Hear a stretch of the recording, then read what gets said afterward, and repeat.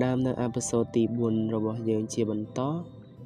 យើងឃើញថាយើងក៏លេខមកមើលខាងក្រៅភូមិគឺផាំងហ្គោនឹងកំពុងតែដើររកឃុំបាទហើយឥឡូវនេះកំពុងតែឃើញតម្រុយបន្តិចហើយតែបានឃើញឆ្នាំងដែលឃុំបាទអាំងភ្លើងតាំងពីយប់មុនគេចំលាក់បាំងពីវាផុតមែនរបលយកចង់ថាត់ក្លិនក៏ដឹងយ៉ាងណាក៏សំណាងល្អរបស់ឃុំបាទដែរសិនណាមកតាមតន់ម្ដុំនឹងវិញមិនដឹងជាវេទនាប៉ុណ្ណាទេទីវារហៅឋានអញ្ចឹងរត់មិនទាន់សັດខ្លាទេហើយយើងក៏លេចទៅមើលបពពួករបស់ឃុំបាទវិញគឺពួកអ្នកទាំងអស់ហ្នឹងកំពុងតែមកដល់ភ្នំហើយតែមើលពីចង្ងាយមកឃើញ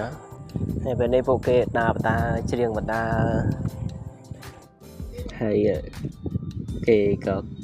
អូទ្រីនឹងក៏កលេចមើលក្រៅហើយសួរថាយើងគួរទៅផ្លូវណាតើណាដឹងសួរហើយក៏គេកលេចទៅមកខ្លួនឯង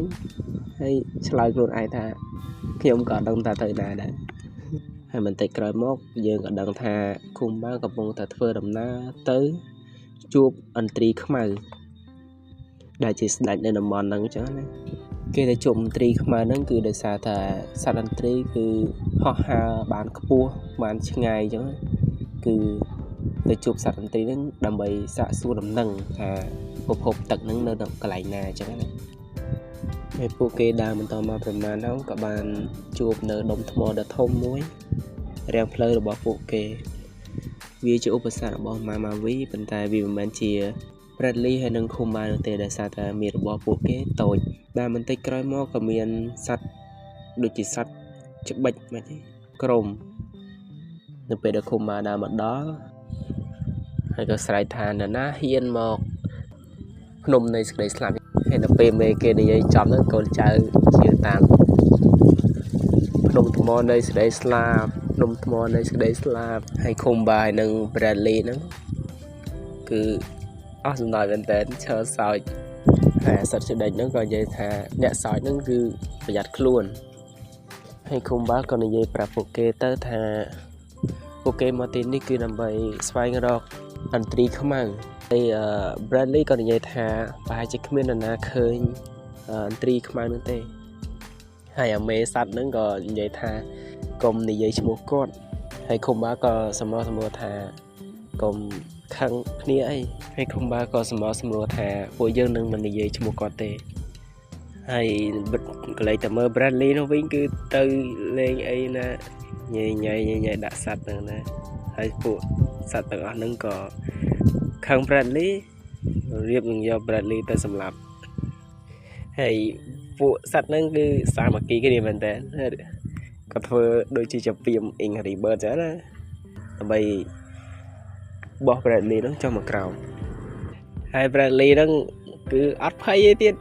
និយាយថាបើខ្ញុំធ្លាក់ទៅហ្នឹងខ្ញុំមិនអាចឃើញអន្ត្រីខ្មៅទេដោយសារខ្ញុំហ្នឹងជាអូទ្រីហើយបន្តិចក្រោយមកគឺបានបោះ Bradley ចុះទៅក្រោមប៉ុន្តែដោយសំណាងល្អគឺទៅនឹងដើមឈើមួយដើមនៅជាប់នឹងភ្នំហ្នឹងហើយពេលដល់រំធុតក៏បានឈានចូលមកដល់សម្លេងដ៏គួរឲ្យខ្លាចក៏បានបញ្ចេញមកហើយពួកសត្វច្បិចទាំងអស់ហ្នឹងគឺតន្តាលឺសម្លេងហ្នឹងគឺរត់ផាសកញ្ញាមកហើយអត់នៅទេហើយពួកសត្វទាំងអស់ហ្នឹងអត់ចេះនិយាយអីទេក្រៅតែពីពាក្យថាផ្លូវទៅរកសេចក្តីស្លាប់ហើយ90ម៉ោងក្រោយមកគឺBlack Eagleដែលជាអន្ត្រីខ្មៅរបស់យើងហ្នឹងក៏បានមកដល់ហើយសួរទៅកាន់ឃុំបាននឹង Bradley ថាតើនរណាដែលហ៊ានចូលមកកាន់ទឹកដីរបស់ពួកគេប៉ុន្តែនៅពេលដែលសួរហើយហ្នឹងគឺឃុំបាននឹង Bradley ហ្នឹងមិនតបានឆ្លើយផងគឺសត្វអន្ត្រីខ្មៅហ្នឹងហៅឃុំបានឲ្យឡើងទៅកំពូលភ្នំហ្នឹងហើយមានសូមផ្អាកប៉ុណ្ណឹងសិនជួបគ្នានៅអេពីសូតក្រោយបាយ